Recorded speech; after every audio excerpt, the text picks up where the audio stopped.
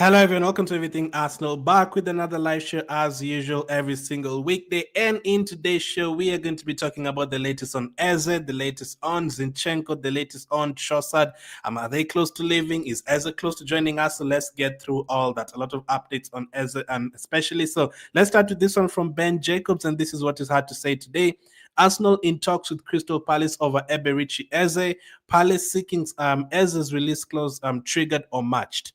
As per Ed Aarons, Palace want 35 million upfront in any deal. Eze remains keen on a move, and an Arsenal bid outside of the clause is still anticipated. So yesterday we were told that Eze had already agreed to join Arsenal, and Arsenal have been in talks with Eze's camp, but there's not been talks between Arsenal and Crystal Palace. But today, Ben Jacobs says that Arsenal are in talks with Crystal Palace now, so talks have begun with Crystal Palace. Palace seeking Eze's release clause triggered or matched.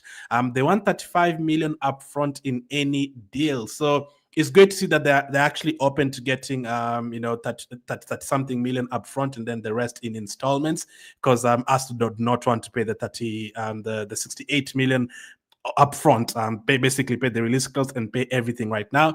Arsenal do not want to do that. So Crystal Palace are open to receiving 35 million upfront, and then I don't know how the rest of the money is going to be divided in installments, and how many installments and how much per installments. That one is not yet obviously announced yet, but it's great to see that they can actually take that money upfront. Now that is what Arsenal really want to do. I don't know if Arsenal want to go lower than that, or if hearing 35 million upfront is actually going to, make Arsenal go ahead with this particular deal. Are they going to keep on negotiating and try to get a lower upfront fee? I don't know what is going to happen with this one, because it depends on how Arsenal view this particular deal and how important they view this particular deal. For us fans, we really want Eze, obviously, and I feel like it's going to be a very important player in our team, but it depends on how the rest of the team views this as a deal. Are they seeing it as a priority? Are they seeing it as a very important signing, like a must-have for this season? Are they looking at it and thinking, maybe not, we don't have to pay that money right now, let's keep on convincing Crystal Palace to reduce that money? Or with that 35 million upfront, they're going to be happy with that. So we have to wait and see what happens. Eze remains keen on a move, as Ben Jacobs says, and an Arsenal bid outside of the clause is still anticipated. So let's see how quickly we're going to decide to make that bid. Is it going to be after the sale? Is it going to be after the sale of one player, after the sale of two players, after the sale of three players? Is that going to be later this week? Is that going to be next week? Is it going to be even after the season has already started? We have to wait and see. So hopefully, ideally, you'd want him to join us before the season starts. We are now less than 3 weeks away from the Premier League season starting, around maybe 18 days until our first game, less than 19 days until our first game against Man United. 3 more friendly matches against Tottenham, Bilbao, and Villarreal. So let's see if this as a deal will go through before then. Are we going to actually make bids? We haven't really been making a lot of bids this transfer window. We made bids for Mosquera, and that, I think that is it. For players like Gyokeres, it was just, talks, and then boom, we've agreed on a deal. No bids ever made. Same with Kepa, no bids ever made. We just paid the 5 million release clause. Same with Zubimendi, there are no bids ever made. It was just discussions, and then they agreed on 55 million, and Arsenal paid it. So this season we haven't really been making any bids or sending any bids towards teams to try and get their players. We've just been discussing it and then agreeing on a fee and then paying it. So maybe that is going to be the case with Eze. Maybe you're not going to hear about any bids or anything like that, or maybe you're actually going to hear about bids because this is a different kind of deal. Maybe Arsenal are going to offer something first and then see whether Crystal Palace are going to accept it or reject it.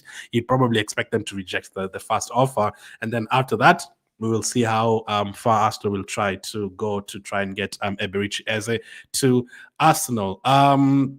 So that is Ben Jacobs' update on Eze. What about Hand of Arsenal? So Hand of Arsenal says this about Eze's situation: the release clause does indeed have an expiry date that comes into effect before deadline day, but I'm not sure this changes the value Palace have placed on Eze. So the release clause does have an expiry date at the end of the transfer window. So if you want to get him for the 68 million and you pay the 68 million and he joins you right away, you have to do it before the end of the season. Before the end of the transfer window, sorry. But as Hand of Arsenal says, it might be the same kind of price anyway. Even if the release clause is done, Crystal Palace might still want around 68 million, 70 million for Eze anyway. It's not like they're going to want more than that. Arsenal and Palace have engaged in talks, multiple sources confirm, so that is great. Hopefully you guys can hear me, by the way. As of today, Palace are looking for approximately 30 million as fast payment for any agreed deal. Personal terms are not an issue. Obviously, the players already agreed to join Arsenal. No further advancement as of today. So let's go through that one by one. The release clause does indeed have an expiry that comes into effect before deadline day, but I'm not sure this changes the value Crystal Palace have placed on Eze. So usually some players, they have a release clause of like 50 million, and then the team is actually praying that the release clause expires so that they can value him at like 80 or 90 million. So the teams that want to buy him have to pay much more money than what the release clause suggested. But for Eze, it might not be this that. It might be the same, around the same, 60 to 70 million is what they would still want anyway. Arsenal and Palace have engaged in talks, multiple sources have confirmed. So the past few days, we've been told Arsenal haven't really started talks with Crystal Palace, but as of today, numerous sources have said that we've begun talks, so that is great. At least Crystal Palace know that we want the player. The player knows that Arsenal want him. Arsenal are aware that Eze wants to join Arsenal as well, so that is good.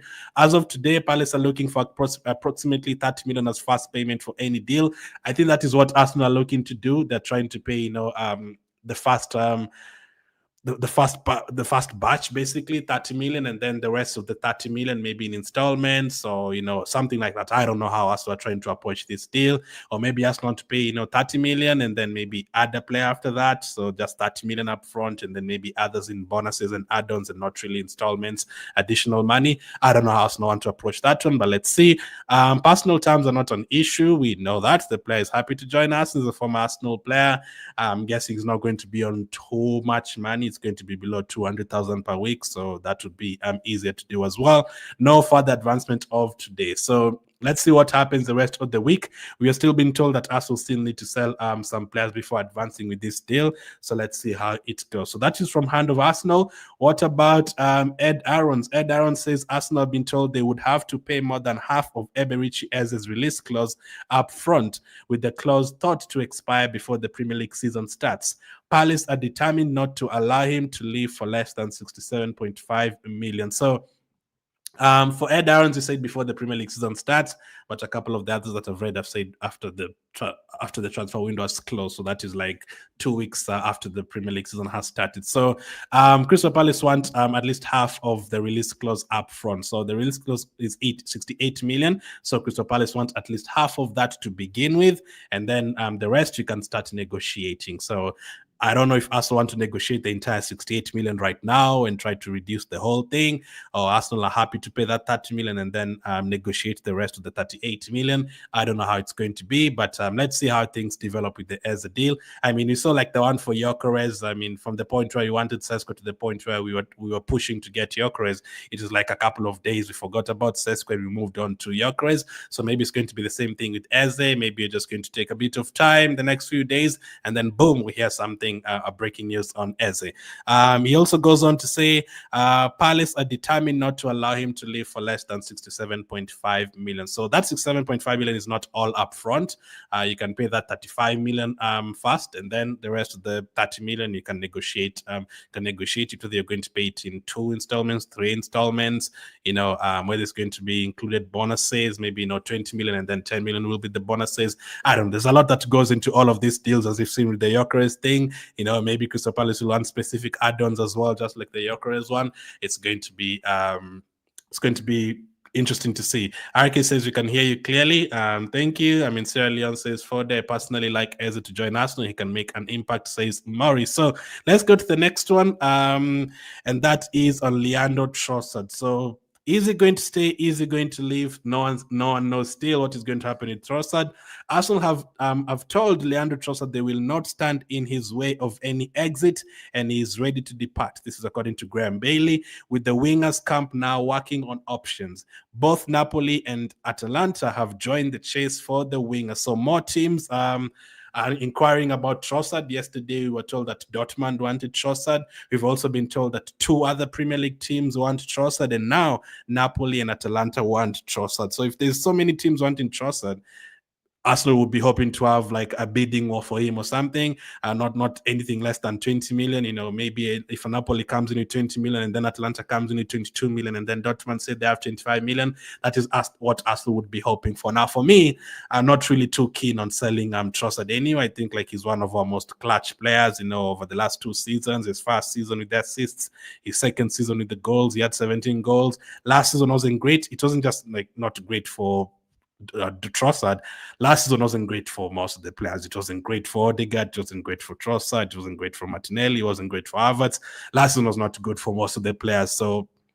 But the previous 2 seasons, Trossard was really good. As I said yesterday, if I was to rate Trossard's time at Arsenal, I'd give him like a solid 7 out of 10 because he's had a lot of big goals for us, a lot of big performances, especially the 23-24 season, those days where we were winning 1-0 and scoring. He scored a crucial goal against Wolves for us to win 1-0. He scored a crucial goal against FC Porto for us to win 1-0 in that game as well. And then, the goals against Bayern Munich, the goals against Liverpool at home as well. He scored a lot of big goals that season. So I don't think like all of a sudden after a few months, Trossard has become completely like useless. You just sell him for 15 million. Now, I rather have Trossard on the bench to come on, that is for sure. And as I said as well, if the Premier League season was starting tomorrow and we had to choose between Trossard and Martinelli, I think right now Trossard would start tomorrow if the Premier League season was starting tomorrow. So again, let's see how the Trossard one goes. Does he really want to leave? Is he open to staying? Does Arsenal really want to, sell him? We have to wait for all of that as well. It's the same situation with Zinchenko. We're going to talk about both of them in this video. Do they want to stay? Does it want them to stay? Do we feel like we can replace them? Does selling one of them mean you're going to get Eze, or is it not even connected? Maybe you actually have enough money to spend even if you don't sell Trossard or Zinchenko, all of that. So for me, I think Trossard is a very good player to have from the bench. He's a player who can come on and score against any team at any point of the season. So let's see though. Napoli, Atalanta, Dortmund, and a couple of Premier League teams all want him.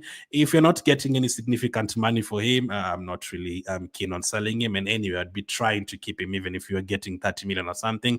I think he has 1 year remaining on his contract, as I told you guys yesterday. I think the 2 years from Plattenberg was not accurate, so I think it's 1 year that he has remaining on his contract that expires next year. So that is Graham Bailey. What about Time Sport? So Time Sport says Leandro Trossard is increasingly likely to leave Arsenal, having attracted interest from Borussia Dortmund and Premier League clubs. The sale of Trossard would help Arsenal fund moves for a left winger and Eberechi Eze. So Time Sport says that selling Trossard would fund both getting Eze and also trying to get a winger, not just one move, getting both. But again, how accurate is that? Because how much are we going to sell Trossard for? I don't think anyone would be happy to pay more than 30 million for Trossard. And that is what, for me, I'm looking at. Can anyone give us 35 to 40 million for Trossard? They're probably not going to do that because Trossard is 30 years of age at the moment. He only has 1 year remaining on his contract. But then again, if you look at how other teams are able to sell their players, we should be, saying, no, we want this particular money for Trossard. If you're not paying, we're not selling him. Even if there's 5-6 teams wanting him, I don't want that thing about, loaning him out and then obligation to buy, even though he has 1 year remaining on his contract. The other players, the way we do it, I don't like that. Make sure they pay the money right now if they want him. And I'm not really keen on selling Trossard anyway. I would want to keep him on the bench. Even if we get an offer for 30 million, I'd be very happy to reject it. I think he can still play a crucial role for us to win trophies this season. He can start some games, he can come off the bench some games, and he can help us score crucial goals. And those are just like 3 or 4 games I mentioned. I remember Trossard, we were 2-0 down to Chelsea, and Trossard scored the second goal in that game at Stamford Bridge to make it 2-2. And there's so many others that Trossard has scored big goals in over the past 2.5 seasons. Overall, for me, it's a 7 out of 10 during his Arsenal time. So I'm not really looking at it and saying we have to sell him.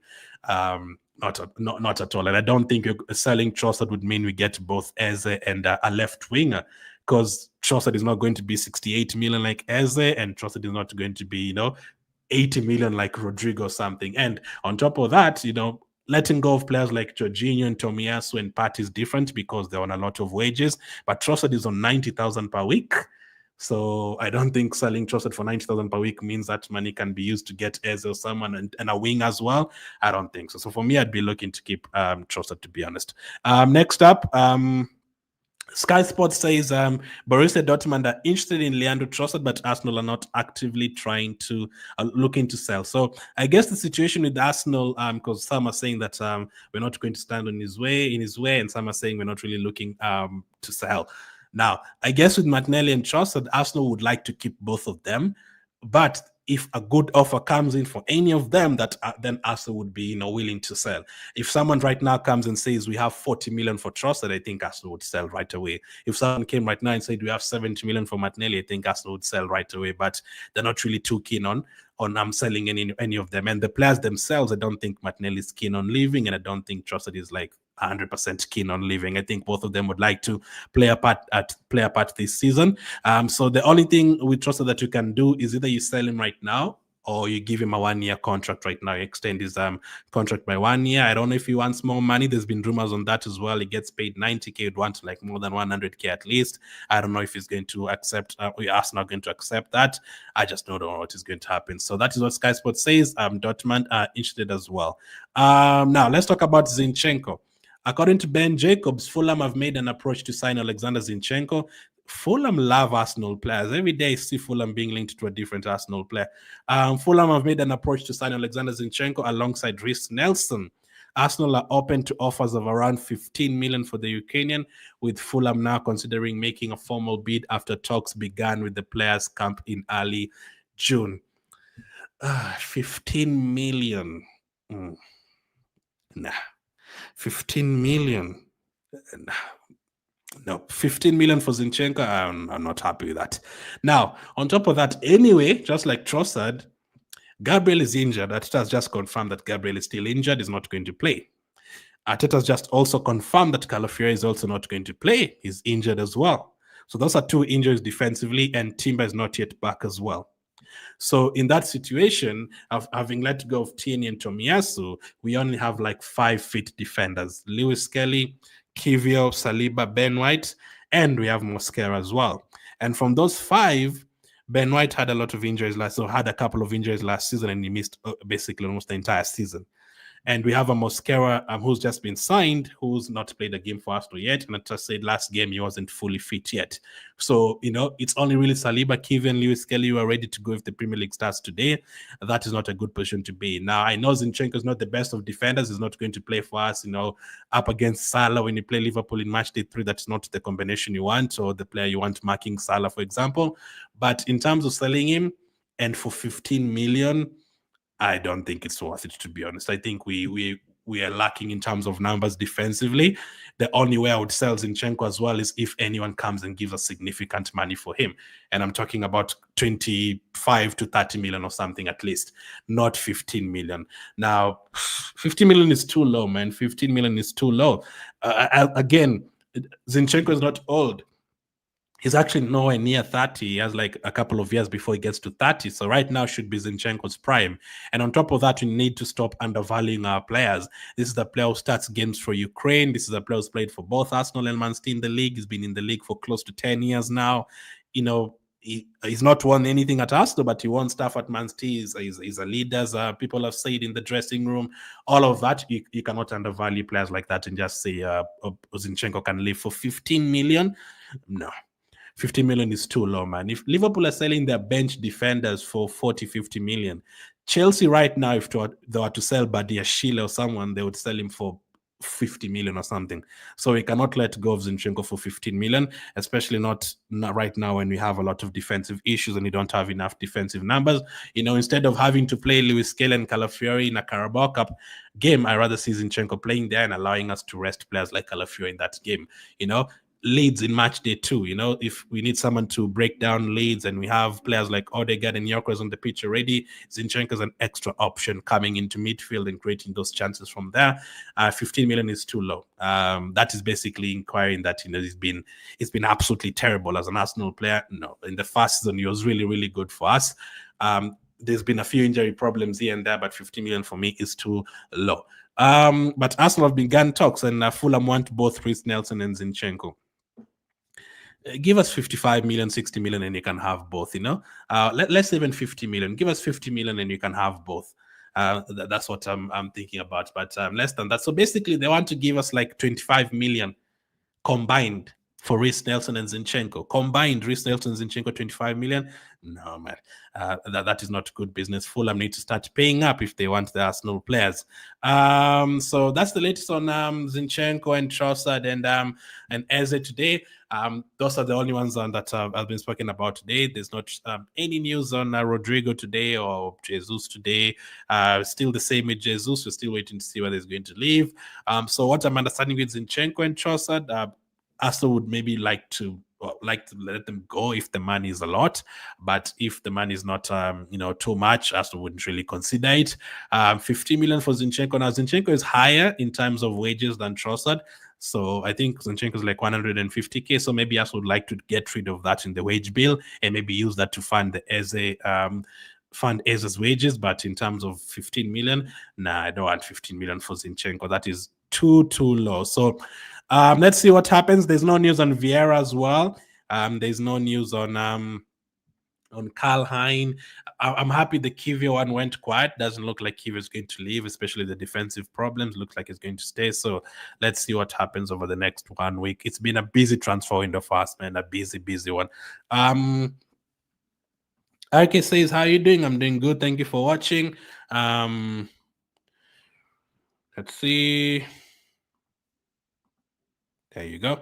I do appreciate the updates you are doing for us about Arsenal. Again, thank you. Thank you for watching my career every day. I appreciate it. And good evening to you too from South Sudan.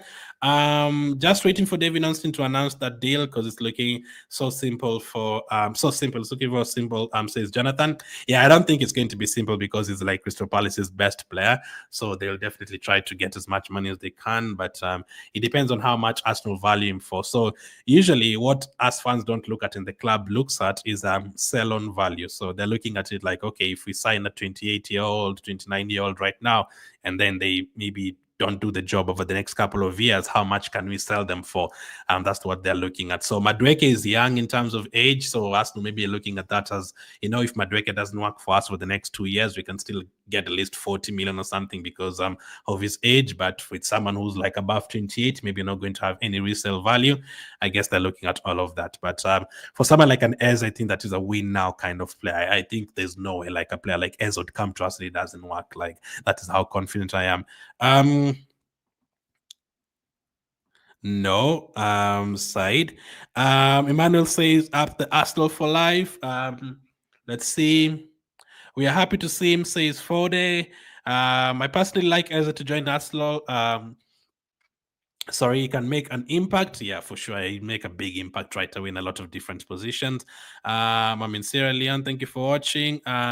Waze from Ghana. I personally prefer Rodrygo, but if you can get Eze, it will be a fantastic addition and also an upgrade of Martinelli. This season we are ready to win all the games. Inshallah, says Fode.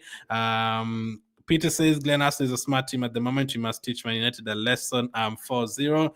I don't know if you're going to have that kind of start. Usually the first game is usually not, people, I don't think many teams usually hit the ground running that much, but hey, why not? If you can go and beat Man United and shock everyone in the first game of the season, that would be great. If I was to predict today that game, I'd maybe say like a 2-0 or 2-1 or something. Edie says, totally in support of Eze. This is another player that loves Arsenal like Gyokeres. Yeah, he is. And for him, he also played for Arsenal in the academy. Andrew says Zinchenko should leave. His defense is fake. Again, if you've heard what I've just said, I'm not really looking at Zinchenko as a defender. I've just said like games against Liverpool and teams like that. That is not where I want Zinchenko to play. But games against like Leeds at home, and you're going to dominate the ball and all that. Yeah, and even if you want him to leave, then Fulham come and pay us 30 million, not 15 million. Let's see. Someone says, good job. Watching you from Zambia. I want Eze. If they give me Eze, I can be very happy, says Kelvin. That would be such a big deal, man. Getting Eze would be fantastic. Joseph is watching from Kenya. Godfrey is watching from Zambia. Let's see. When is the transfer coming to an end? I think it's September 1st, so still a full month to go. But usually things probably slow down after the Premier League season starts. Then people start focusing on the games.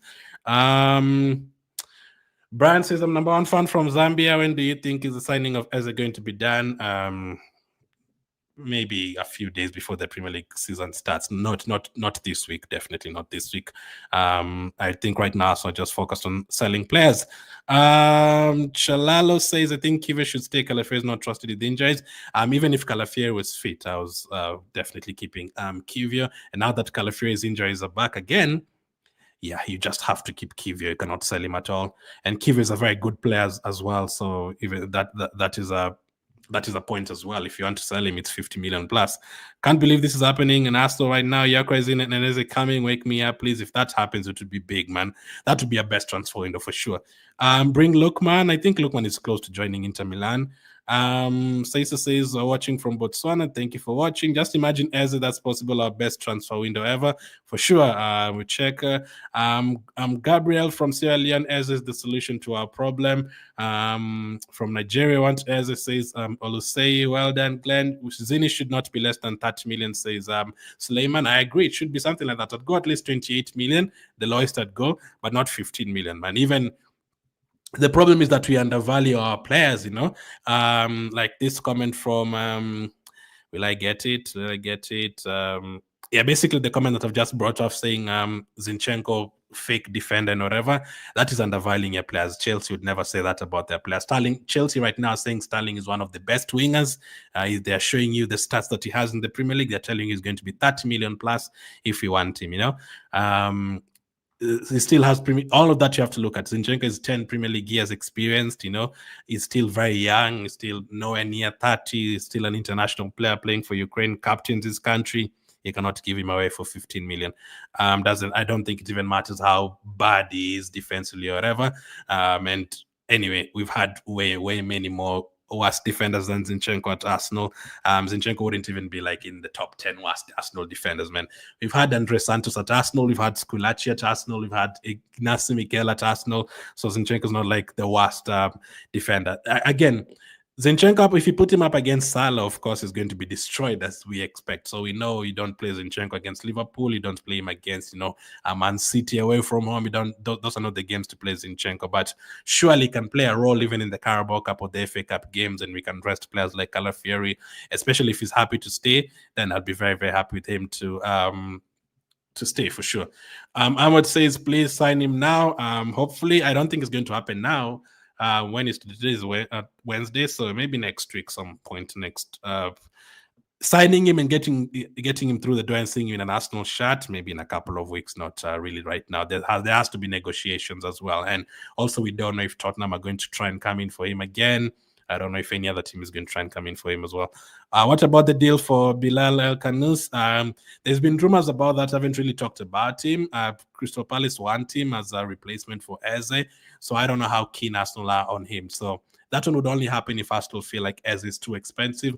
Then Arsenal would go for someone like that. But we haven't had anything at all. All the players that we've signed so far this transfer window, we've had things about them at some point. So, we didn't just sign Madueke. We had about him like 2 weeks before that. We didn't just sign Nørgaard. We had about him at the beginning of the transfer window. Zubimendi, we had about him for the last 1 year. As we've been hearing about him, Gyokeres, we've been hearing about him. El Khanous was only like once. So if we end up signing him, it will just be out of nowhere because we haven't really had much about him so far this transfer window. Gabriel says the missing piece to make our transfer window perfect is Eze. Yeah, 10 out of 10. If Eze joins, it's a 10 out of 10. Right now, I'd say 8 out of 10 because we've gotten a very good midfielder in Zubimendi. That is a standout, and Nørgaard is obviously a standout as well. And then the rest, I think, in terms of financially and stuff, most of them are good deals. Like Kepa for 5 million, I'm very happy with that. Love Most says, I'm very happy as an Arsenal shirt watching from Zimbabwe. Be great. He'll probably also get the number 10 shirt, so that would be exciting as well. I can't wait to see Gyokeres playing, by the way. I've been smiling since last week. I've been wondering why I've been so happy since last week. And then I just remembered it's because we signed Gyokeres. That's why I've been so happy. We can actually see him playing tomorrow, We might actually see this guy playing tomorrow for us. I cannot wait, man. We might actually see this guy playing tomorrow. There's a goal that he scored in training today. Crazy. Absolutely crazy. So crazy. Now, let me tell you guys what Arteta said about the team news. Let me try and search for that and show you guys. We really need Eze at Arsenal, says that. Yeah. So let's see if I can get it. Arteta's press conference today. Let's see. Gyokeres, number 14 shot. So Arteta was asked this today as well on transfers. Let's just go through his press conference. Arteta was asked this about transfers today. Wrong button. He said there's still a long period with the window open. So far, we are very happy with what we have achieved and make sure at the end of the window we continue to be super happy. The next one is... no, I'm not looking for training pictures right now. I'm looking for the press conference. Where is it? Oh, goodness me. He was asked about Gyokeres. He was asked about Calafiori. He was asked about, let me go to FC stuff. He was asked about Gabriel, all the injuries and stuff. So as I said yesterday on the preview, if you've checked out the preview, I didn't want Gabriel and Calafiori to play anyway. Let's leave them until next week or something when the players get back to London, then we can start using those players again. Right now, there's no need of risking them at all. As a look for the Gyokeres update from Mikel Arteta. So funny when this goal. No, I don't think I can show you the goal. There's a lot of. I mean, it's recorded by a phone. It's not like Arsenal content. It's recorded by a phone, but I'm usually scared. But anyway, let me do this. So this is recorded by phone, so it's not copyrighted. So you can see Gyokeres here. If you see this shot from him, he can't even show you full screen though. The way he scored from this angle, this is Gyokeres there, and then the way he shot the ball, and it flew to the top corner. Here's the ball here. Here's the ball here. Kepa had no chance, man. This guy is a lethal finisher. I cannot wait to see how how he does at Arsenal. Very, very incredible. It's recorded by phone, that one, so no problem. Let's see. Mikel Arteta, Gyokeres in training session. Arteta was seriously giving Gyokeres instructions today as well. As you can see here, he was really, really like talking to him today and giving him instructions for like a full 5 minutes and telling him, this is what you're expecting. Let's see though. Hopefully it works out. I'm sure it's going to work out. I've no worries about Gyokeres not working out at Arsenal. No, he's going to score the goals. For me, he's definitely going to score the goals. Jeff Pound says, Eze, we need him, please. Moses says we need Eze as well. Everyone talking about Eze. Let's see. The players arrived in Hong Kong yesterday, by the way. Every time I look for the interviews, they just randomly disappear. Every time I look for the interviews, they just randomly disappear. And then after I finish this show, I'll get all the answers from Arteta like right away. Leandro Trossard, Calafiori, let's see. So you're playing tomorrow. Someone asking what time you're playing tomorrow. I mean, if you just convert for yourself, I guess UK time is around like 12:30. So basically the same time we played against Newcastle and the same time we played against AC Milan. That's the same time. I might do a watch along tomorrow on YouTube. I cannot wait to see. I hope he makes his debut. Arteta, Gyokeres. Let's see. Gyokeres. I will love to see, as they says, Isaiah, Eze number 10, please, says Emmanuel. Probably going to get something like that. Joseph says we need to sell players. I think over the next 10 days now, we're going to sell a lot of players here. It's not just going to be one. We're expecting Lokonga to leave. He hasn't played any minutes in the Asia tour. Yeah, finally gotten one on the Gyokeres one if he's going to play tomorrow. So this is what Arteta had to say. Arteta said it is possible the new signing Viktor Gyokeres will feature in Thursday's friendly against local rivals Tottenham Hotspur in Hong Kong. Arsenal held an open training session today and Gyokeres took an active part. So I mean, he hadn't trained for like 2 months, but he could easily like get a few minutes tomorrow, even 20 minutes. I don't think it's going to start, but I'm so excited to see Gyokeres making his debut, man. Even if it's 20 minutes, that would be super exciting. Arteta was also asked about Calafiori and Gabriel. Let me just write that. Gabriel and Calafiori.